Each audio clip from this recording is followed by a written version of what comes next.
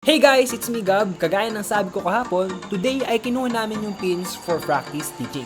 Nagmamadali na kami at this point kasi late na kami for our course orientation. And real quick, nandito na tayo sa school. Makikita nyo, naka-jacket pa ako kahit sobrang init. Akala mo talagang may winter sa Pilipinas. And for our course orientation, diniscuss sa amin kung ano yung mga need namin i-expect for our course and nagbunutan na rin kami for our local demonstration. And kung makikita nyo dyan, nagpapaganda si Ellie tsaka si Rox dahil gusto daw nilang mas maganda unlike sa last vlog. And here comes Jer na hindi naman nagpatalo at nagpapogi rin. My day is not yet done kaya naman tamang pahinga, palamig at kulitan muna tayo.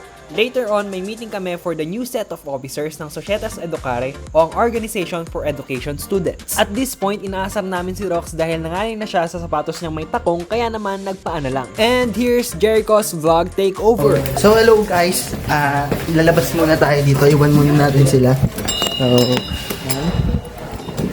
So punta muna tayo sa labas. Ay, yoko, naiiyak pala ako. So yan guys, I'm back. Akala ko talaga kung ano yung ginawa niya and uwian na.